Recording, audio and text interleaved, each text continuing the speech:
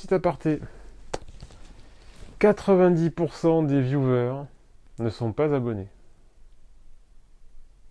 Alors oui, c'est vrai que j'essaie de communiquer un petit peu. Il y a ma page Facebook. J'ai une page Facebook. Je te la mets là. Il y a ma gueule, enfin il y a ma gueule, il y a mon logo. Hein. Tu peux pas la rater. Tu tapes Rude sur Facebook. J'apparais. Je mets des infos, je mets pas mal de choses. J'essaie de prévenir quand ça sort. Enfin, quand les vidéos sortent. Je sors aussi quelques infos, machin et tout. Enfin voilà. C'est sur la basket. Sur la basket et sur mon activité YouTube. Donc t'hésites pas, tu peux cliquer, tu peux liker. C'est gratuit, ça coûte rien. Je reviens sur mes 90% de viewers qui ne sont pas abonnés. Bah alors les gars. D'accord, oui, je sors du contenu tous les mercredis. Oui, tous les mercredis.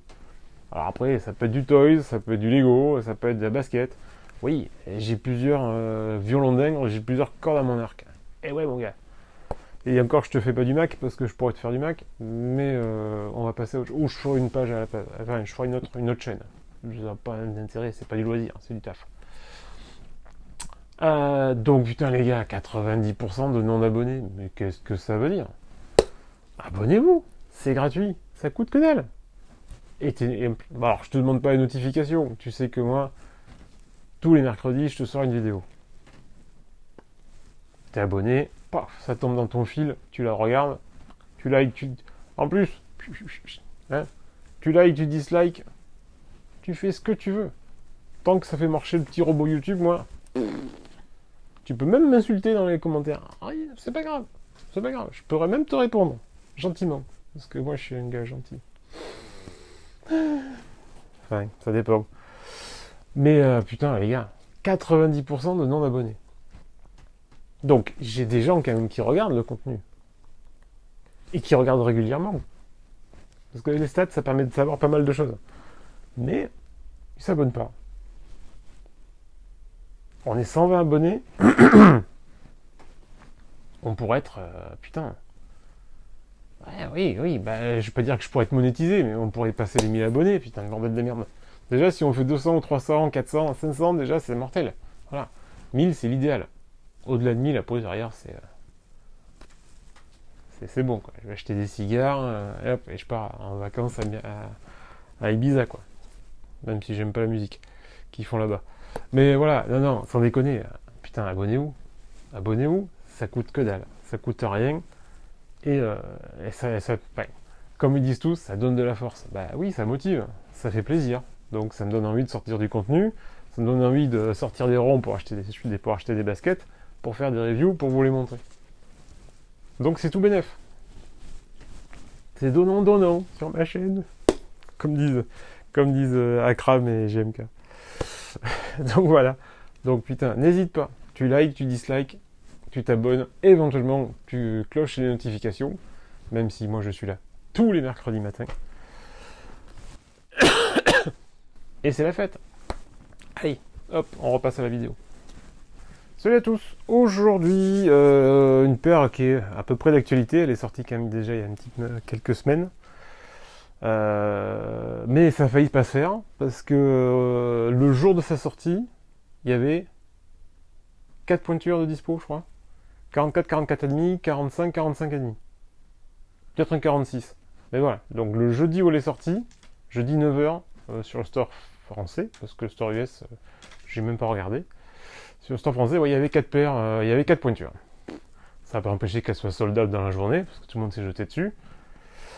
Et merci Eric, d'ailleurs, de m'avoir prévenu que le lendemain, à 9h, même heure, mais le vendredi, les autres pointures étaient arrivées. Je sais pas si le camion était à la bourre, s'ils avaient oublié de les barcoder, enfin je sais pas ce qu'ils ont branlé chez Nike, mais voilà, l'arrivée s'est fait en 2 fois.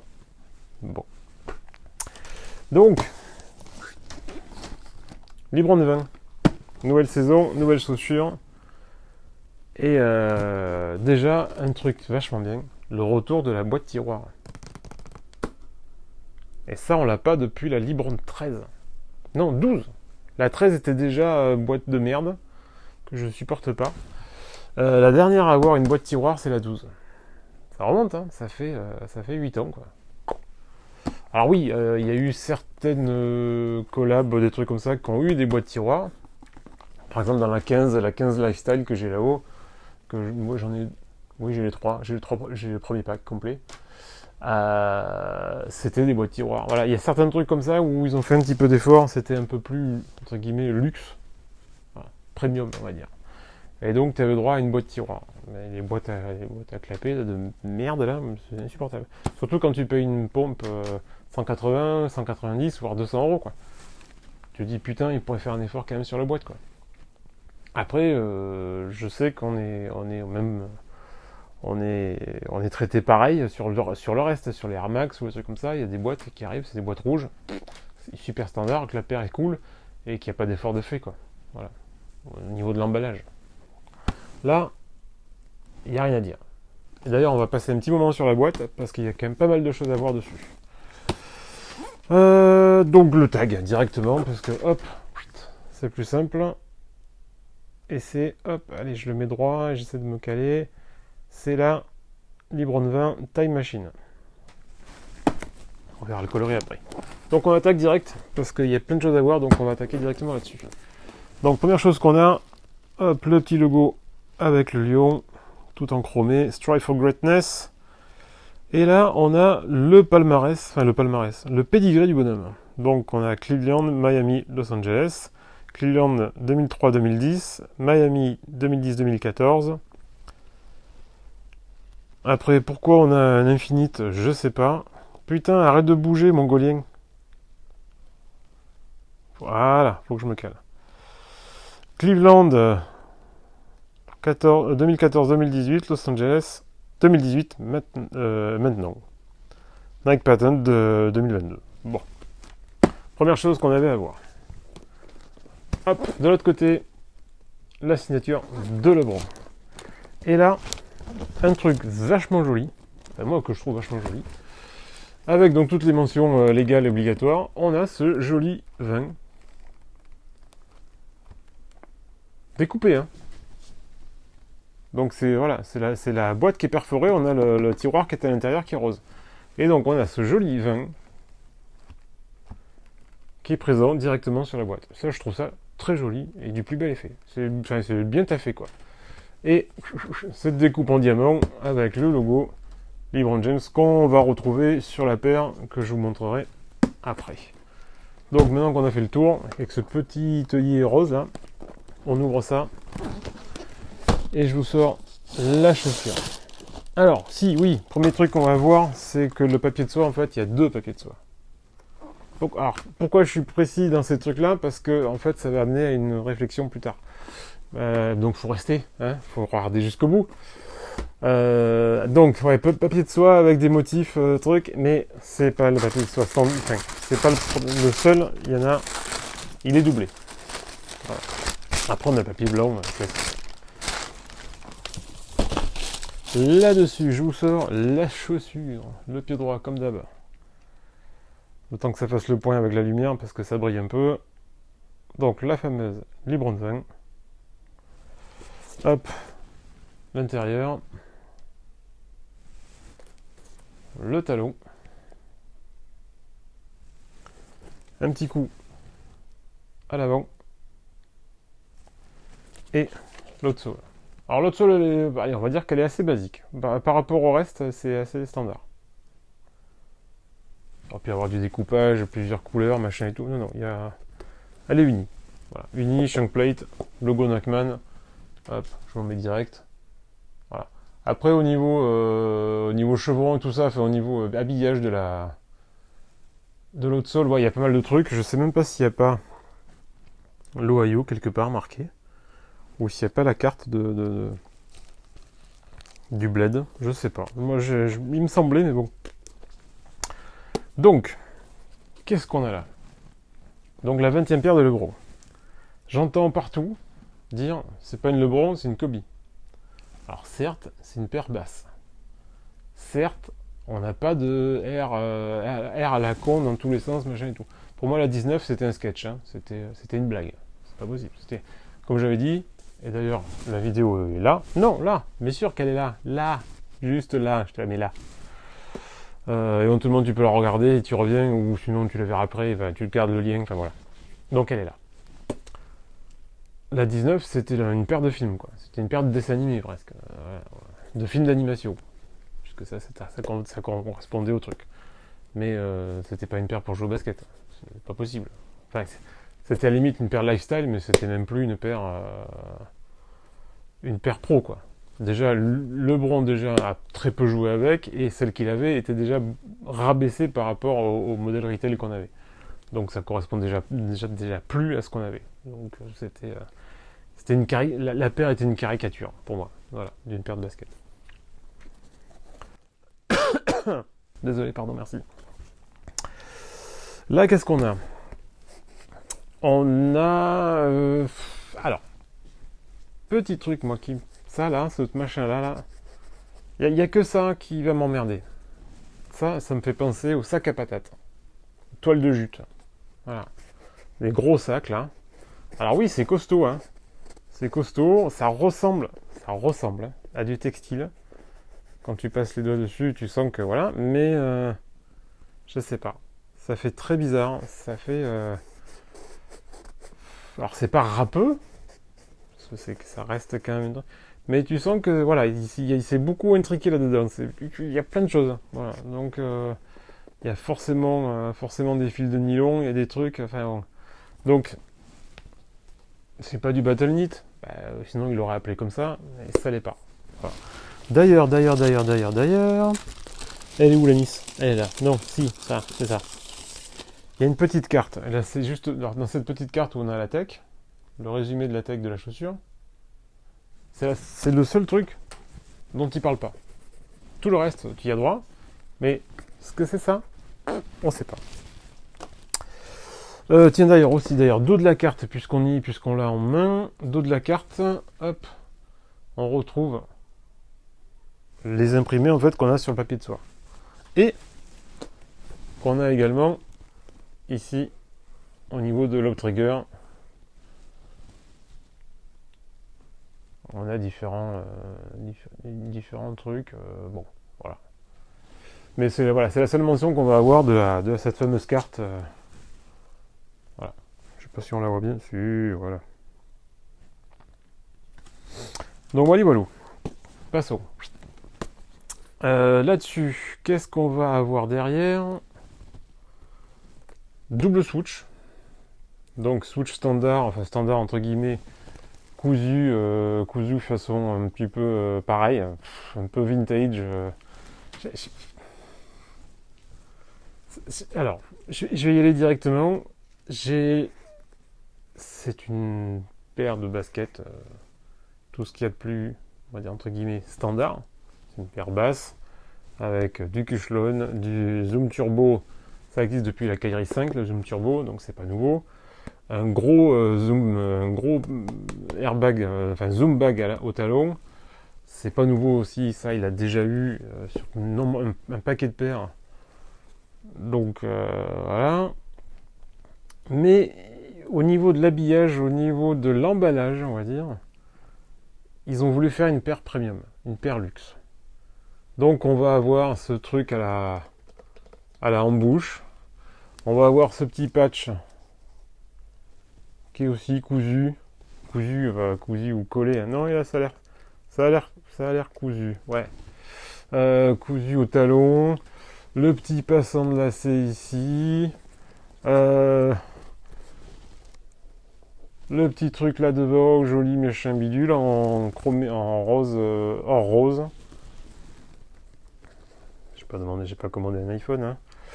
Hein. Donc ouais, ce petit truc là. On a les petits passants de lacet qui sont à l'intérieur. On a tout un passant sur le bord aussi ici. On a un rappel là. Ce qui me fait très off-white et que j'aime pas moi, c'est cette languette qui est coupée. La mousse est directe, apparente. Mais voilà. Alors l'intérieur est traité, c'est Nike Sphere. Nike Sphere, c'est ce qu'on avait sur la jeune génération. On l'a eu sur la 2 je crois et sur la 3 également. Donc en fait on a en fait une doublure en fait qui est ajourée, qui est percée. Donc en fait il y a des petits trous. Voilà. Pour laisser passer la transpiration et la chaleur. Donc ce fameux double zoom à l'arrière, enfin là sur le côté, pardon, donc le gros irisé qui dépasse à l'embouche et celui-ci qui est cousu façon off-white. Moi voilà, j'ai un peu l'impression d'avoir une off-white, une Lebron off-white dans les mains. Qu'est-ce qu'on a là? Oui, là on a la signature de Lebron et on a encore un petit peu le petit vin qui est là. Puisqu'on en est aux mentions, hop, sur la shank plate. Je sais pas d'ailleurs si on peut voir. Alors j'avais trouvé une image, on la voyait bien. Là on la voit mal, mais en fait elle est pas gigantesque, elle fait ça. Hein. Voilà, ça va pas aller chercher, il n'y a pas de fourches qui vont aller chercher devant derrière. Ça va jusque ici à peu près. Voilà. Donc elle est là, elle fait le job, mais c'est pas non plus le truc super fort quoi. Donc ça va plier, c'est un peu dur mais ça va plier. À l'utilisation ça va plier. Là j'ai pas les lacets supplémentaires, je crois que c'est dans le pied gauche. Qu'est-ce qu'on a? Oui, alors ce petit zigouigoui là, ben, en fait c'est le logo Lebron mais qu'on récupère ici. Hein. Là on a aussi pareil, on a également encore aussi, je sais pas s'il va faire le point, mais le petit logo LeBron James. Donc voilà, pour moi c'est une paire de baskets de luxe. Après à 200 balles, oui, on peut considérer que c'est une paire de baskets de luxe. Voilà. Mais le traitement, ce qui a été fait autour, l'habillage du modèle, me fait vraiment passer à une off-white quoi. Voilà. Après c'est sympa, hein, c'est très joli. Même si j'aime pas off-white, j'aime ce qu'ils ont fait. Je trouve que là c'est plutôt réussi. Mais ouais, ça fait bizarre. Alors, t'as l'impression que t'as une paire qui est entre guillemets low-tech, parce que tu vois rien, parce que c'est pas apparent, parce que c'est pas exubérant, comme la 19 ou d'autres paires avant. Mais t'as l'impression quand même qu'on se fout pas de ta gueule. On te dit, la paire, elle a été travaillée, c'est du sérieux, machin, il y en a des designers, machin et tout. Après, Petri, quand il a dû faire ça, il a dû péter un câble. Quoi. Ou, rumeur, il n'y a rien de confirmé, mais rumeur, apparemment, la 20 devait être totalement différente, et comme pour la Zoom Power à l'époque, ils sont repassés à la table à dessin, ils ont fait la Libron 6, mais normalement, là-bas, c'était la Zoom Power, mais la Zoom Power ne plaisait pas à Lebron. Et apparemment, ça a été la même chose avec la 20. Les premiers wear tests n'étaient pas bons, et la paire lui plaisait pas. Et donc ils ont fait, entre guillemets, en urgence, celle-ci. Alors, on saura pas, on le saura peut-être quand il jouera plus avec, d'ici 3 mois, parce qu'il en aura ras-le-bol, je sais pas. Autre piste, qui me semble moi un peu plus judicieuse, il y a quelques jours de ça, LeBron Jr., donc Bronny James, a signé avec Nike. Je pense pas qu'ils vont lui sortir un modèle cette année. C'est trop frais. Mais je pense que c'est celui-ci. Donc il va jouer avec la paire de papa. Et je pense que la paire a plus été développée pour Bronny que pour papa. À mon avis. Je peux me planter. Mais j'ai l'impression que c'est la paire qui fait passage de relais, quoi. Passage de flambeau. Donc j'ai plus l'impression que c'est une paire pour ses gosses, pour ses fils, qui jouent tous les deux, je sais plus en quelle année, parce qu'ils sont tellement grands que je sais plus. Mais je crois que Bronny, ben, je crois qu'il peut être drafté fin d'année, je crois. Il me semble que c'est sa dernière année collège. Donc voilà. Et voilà. Moi j'ai plus l'impression que c'est une paire pour les enfants qu'une paire pour lui. Après, toujours pareil, je peux me tromper. Si vous avez des théories, moi je les prends en dessous dans les commentaires. Hop. Donc, je sors le pied gauche. Dans le pied gauche, qu'est-ce qu'on a? Oui, on a un deuxième jeu de lacets. Parce que en fait, c'est presque quasiment le négatif en fait. Là, on a les lacets gris avec des inserts roses. Et là, on a... Ah non, c'est du rose avec du rose foncé. Voilà. Bon, pourquoi pas. Je trouve que ça fait trop de rose. Déjà, le midsole et l'outsole. Et le sockliner, déjà, c'est bien péchu, c'est bien fuchsia. J'ai peur que ça fasse trop. Donc, je trouve que les lacets comme ça, là, ça va très bien. Alors, est-ce qu'il y a des différences entre le pied gauche et le pied droit? Comme toujours. On regarde ça ensemble.